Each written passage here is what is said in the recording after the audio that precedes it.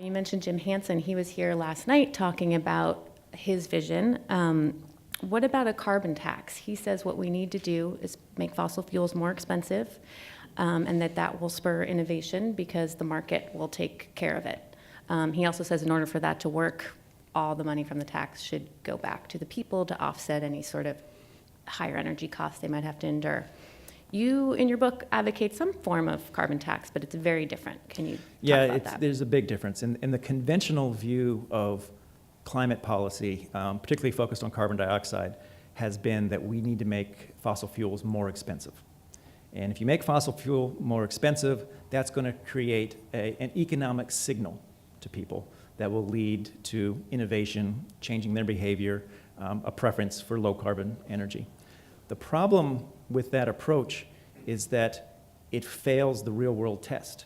And that is, if you make energy more expensive, people will feel that pinch. They will feel it. But their reaction won't be to simply prefer carbon-free energy. Their reaction will be to vote somebody else into office who's going to guarantee them lower priced energy. So while people are willing around the world to accept some higher price on energy, that willingness has its limits. And I'm sure people here have their limits too. If I said you could have an effective carbon policy for $1 a year, most people would raise their hand. If I said, well, I'm sorry, it's going to cost $1 million a year, there'd be far fewer people who would raise their hand. And so there's some line that connects those two that suggests that people have their willingness. Maybe it's a matter of ability to pay. Maybe it's because they have other priorities. But the reality is that efforts to put a high price on carbon, which has been the centerpiece of climate policy globally and nationally for perhaps as long as the last 20 years, have systematically and continuously failed. So the alternative approach, instead of trying to make fossil fuels more expensive, would be to try to make their competitors cheaper.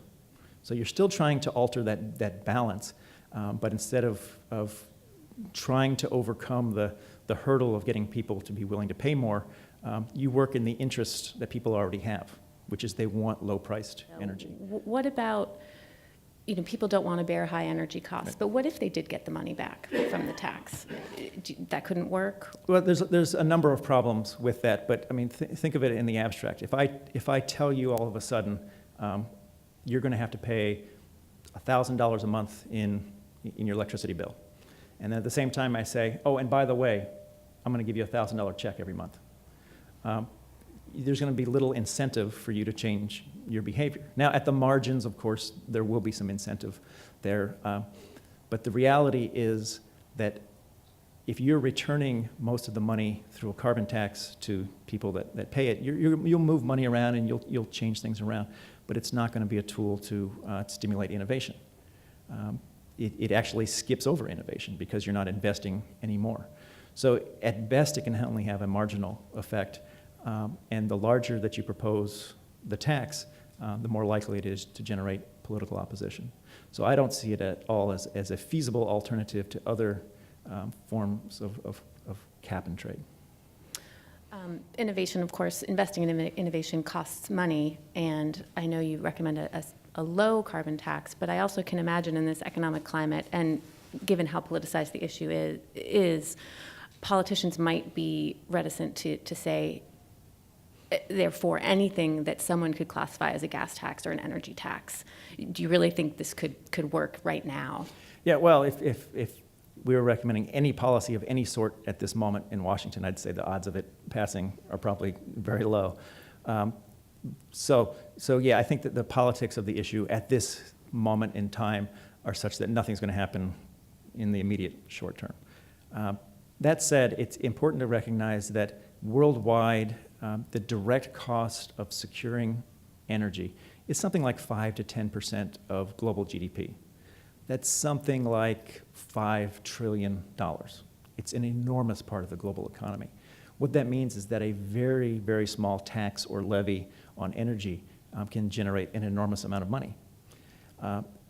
It would be wise for politicians to think about how we're going to provide the energy needed to the future, and to make a case that to build tomorrow's energy infrastructure, tomorrow's technology, we use today's energy to do that.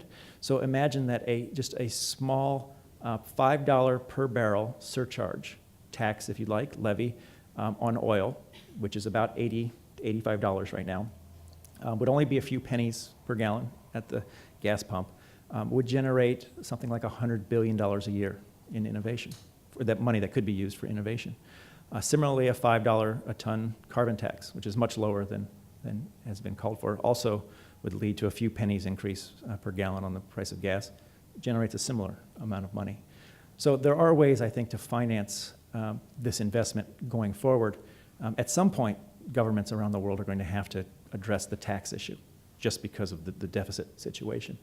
When they do come around to that point, I doubt it's going to be this year, but maybe it'll be next year, maybe the year after, that would be an appropriate time to say, look, if we're going to be raising the tax burden to dig our governments out of their debt, presumably after the economies of the world get back going, that would be the appropriate time to start talking about building the energy infrastructure of tomorrow based on the energy of today.